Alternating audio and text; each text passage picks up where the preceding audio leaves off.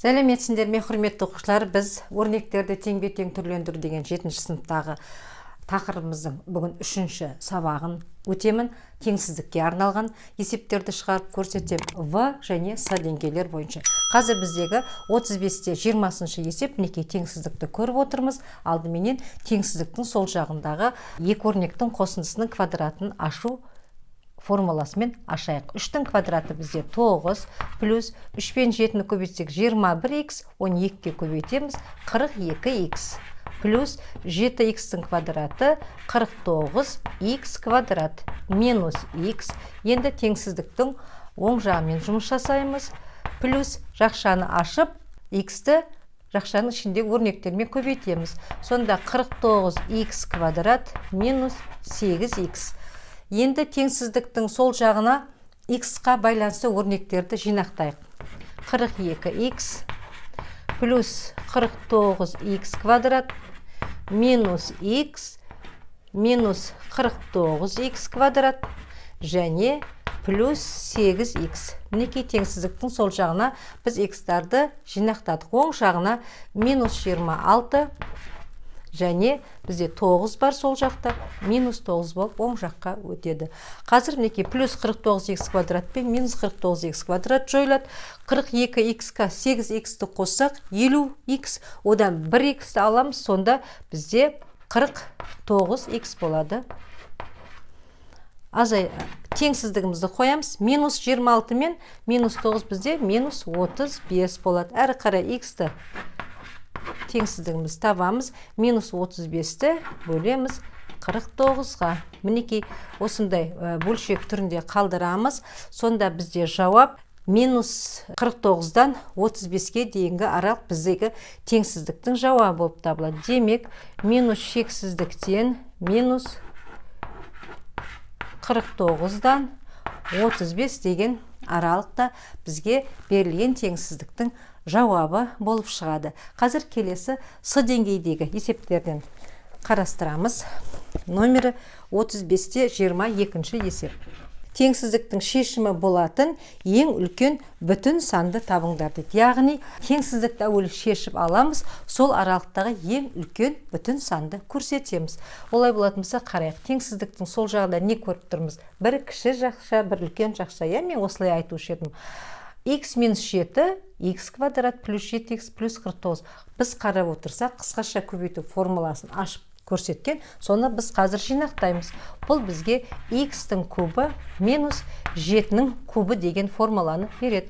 Әрі қарай өз күйінше қалдырайық. Теңсіздіктің сол жағы және оң жақтарын қазір мінекей жинастырып реттейміз. Сол кезде теңсіздіктің сол жағында бізде не бар? Х-тің кубы. Мына минус 7-нің 3 дәрежесі минус 343 болады. Әрі қарай енді қазір бір жолата х қалғандарын өз күйінше жазайықта. Теңсіздіктің сол жағына х куб минус 4х плюс 4х болып барады.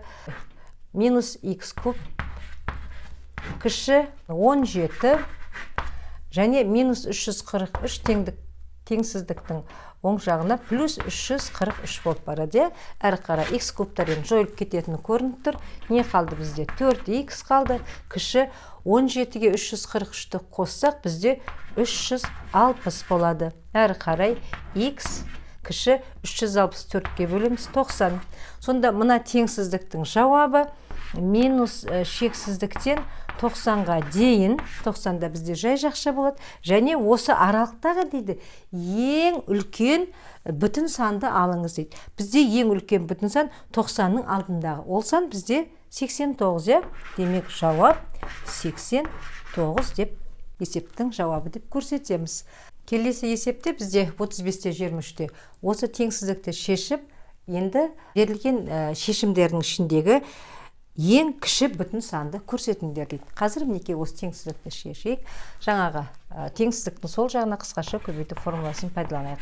Х квадрат плюс 9 мен х 9х 2-ке көбейтеміз 18х плюс 81 минус х квадрат үлкен 15х минус 79.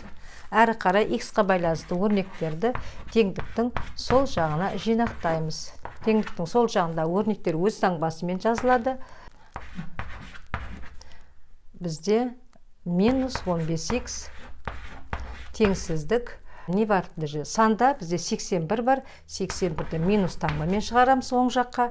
Және минус 79. Әрі қарай бізде х квадраттар мына жерде жойылып кетейін деп отыр. 18х-тан 15х-ті алсақ, бізде 3х қалады. 3х қалады. Және үлкен минус 81 мен минус 79-дан бізде не болады? 160 болады. Минус және минус 160 болды. Әрі қарай х үлкен. Енді минус 160-ті біз бөлеміз 3-ке.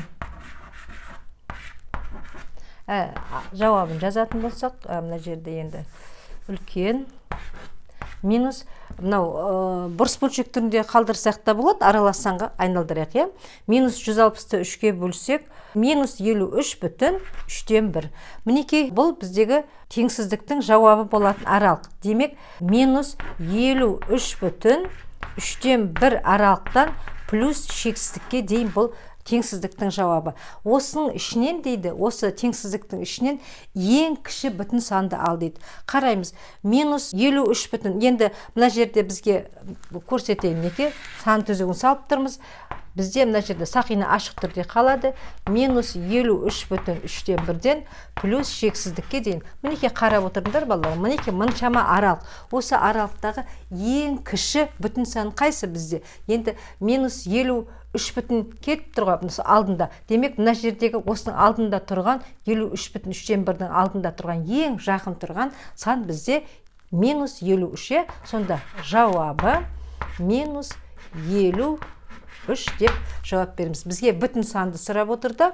Минус 53, демек минус 53/1 санның оң жағында жатыр. Мінекей, құрметті оқушылар, осы өрнектерді теңбе-тең түрлендіруге арналған 3 сабақты осымен бүгін аяқтаймыз. Келесі сабақта енді мәтінді есептерді шығарамыз. Осы қысқаша көбейту формуласын пайдалана отырып, бізге мәтінді есептер берілген, сол есептерді қарастыратын боламыз. Біздің сабақтарымыз ұнаса, арнаға тіркеліп, міндетті түрде пікірлеріңді қалдыра отырыңдар. Келесі сабақта кездескенше.